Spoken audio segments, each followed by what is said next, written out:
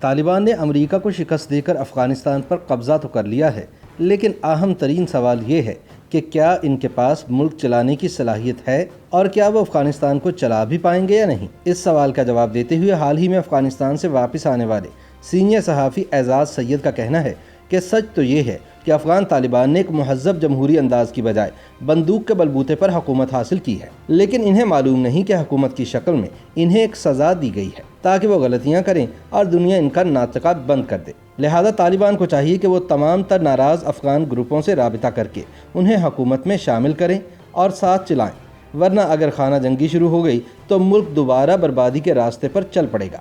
اعزاز سید کا کہنا ہے کہ کسی بھی ملک کی معیشت اس کی قسمت کا فیصلہ کرتی ہے، لیکن افغانستان میں مسئلہ یہ ہے کہ طالبان کی معیشت اور گورننس کے اہم ترین شعبوں میں بظاہر کوئی مہارت نہیں ہے۔ ابتدا میں افغان طالبان کی طرف سے مرکزی بینک کا گورنر ایک ایسے شخص کو تعینات کیا گیا جو معیشت کی الف بے بھی نہیں جانتا تھا۔ مسئلہ یہ بھی ہے کہ طالبان کو تو احتجاجی مظاہروں سے نمٹنے کا طریقہ بھی نہیں آتا، اسی لیے جہاں کہیں احتجاج ہوتا ہے اکثر طالبان ہوائی فائرنگ کے ذریعے اس سے نمٹنے کی کوشش کرتے ہیں۔ اعزاز سید کہتے ہیں کہ حقیقت یہ ہے کہ افغان طالبان کے اقتدار میں آنے سے دنیا بھر میں جاری عسکریت پسندی کی تحریکوں کو ایک نئی تقویت ملی ہے۔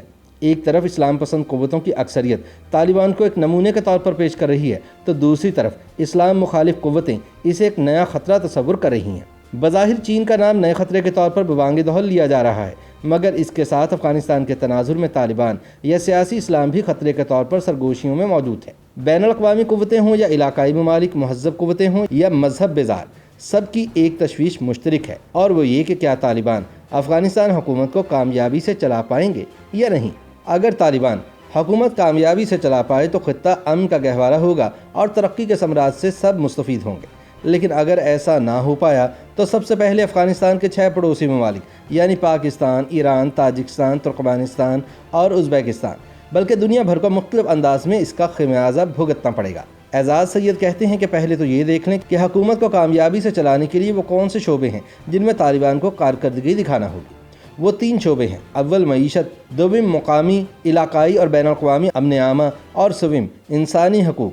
معیشت کی صورتحال یہ ہے کہ اگست کے مہینے سے افغان وزارت دفاع، خارجہ اور اعلیٰ تعلیمی اداروں سے وابستہ افراد سمیت اہم اداروں کے ملازمین تنخواہوں سے محروم ہیں۔ افغان حکومت نے بلدیہ محکمہ، ڈاک، بجلی اور چند دیگر چھوٹے اداروں کو تنخواہ دی ہے، لیکن امریکہ کی طرف سے افغان حکومت کے 9 ارب ڈالر کے اثاثے منجمد کیے جانے کے بعد سے ڈالر کا افغانستان کے مرکزی بینک کے ساتھ کاروبار معطل ہے۔ نتیجے میں افغان بینکوں میں بھی کاروبار عملی طور پر بند ہے۔ پیٹرول اور اشیاء خورنوش کی قیمتوں میں آئے روز اضافہ ہو رہا ہے۔ اعزاز سید کہتے ہیں کہ میں اس بات پر قائل ہوں کہ طالبان افغانستان میں مجموعی طور پر امن لانے کی مکمل اہلیت و صلاحیت رکھتے ہیں۔ فی الحال طالبان کو اندرونی طور پر داعش کے چیلنج کا سامنا ہے۔ اگر داعش کے پیچھے کوئی ریاستی سپورٹ نہ ہوئی تو یہ کم از کم طالبان کے لیے کوئی مسئلہ نہیں۔ طالبان کے لیے القاعدہ، East Turkestan Islamic Movement, Islamic Movement of Uzbekistan (TTP) اور دیگر اس وقت مسئلہ ضرور پیدا کر سکتی ہیں کہ جب ان جماعتوں میں سے کسی نے بین الاقوامی یا علاقائی طور پر کسی عسکری کارروائی میں حصہ لیا اور تحقیقات کے نتیجے میں اس کے تانے بانے افغانستان سے نکل آئے۔ ایسے میں تمام طالبان مخالف قوتیں ان کی حکومت ختم کرنے کے درپے ہو جائیں گی۔ طالبان کی طرف سے عالمی سطح پر جو تشویش سب سے زیادہ پائی جاتی ہے وہ انسانی حقوق کی خلاف ورزیاں ہیں۔ طالبان نے خواتین کے حالیہ احتجاجوں کو جس انداز سے روکا ہے اس سے دنیا بھر میں ان کے بارے میں پہلے سے موجود تشویش میں کمی کی بجائے اضافہ ہوا ہے۔ یہ معاملہ بھی عالمی سطح پر ایک بڑا بحران پیدا کرنے کی صلاحیت رکھتا ہے۔ اعزاز سید کہتے ہیں کہ طالبان نے بندوق کے زور پر ملک واپس حاصل کیا ہے اور وہ اب بھی اسی مائنڈ سیٹ کے ساتھ چل رہے ہیں، لیکن اگر انہیں افغانستان کو کامیابی سے چلانا ہے تو ضروری ہے کہ وہ ناراض افغان گروپوں کو منا کر انہیں حکومت میں شامل کرے اور معیشت جیسے اہم امور اپنے ہاتھ میں رکھنے کی بجائے یہ ذمہ داری معاشی ماہرین کو سونپ دیں۔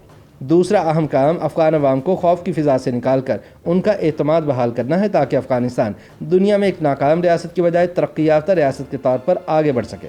مگر سوال وہی ہے کہ آیا طالبان ایسا کرتے بھی ہیں یا نہیں؟ وقت جلد یا بدیر اپنا فیصلہ سنا دے گا۔ YouTube پر گوگلی نیوز دیکھنے کے لیے youtube.com کی سرچ بار میں گوگلی نیوز TV ٹائپ کریں۔ گوگلی نیوز کے پیج پر سرخ رنگ کے سبسکرپشن والے بٹن پر کلک کرنا نہ بھولیے۔ YouTube پیج پر اپلوڈ ہونے والی ویڈیوز سے باخبر رہنے کے لیے بیل آئیکن پر کلک کیجیے۔ آپ کو ہر نئی ویڈیو کے بارے میں نوٹیفیکیشن موصول ہو جائے گا۔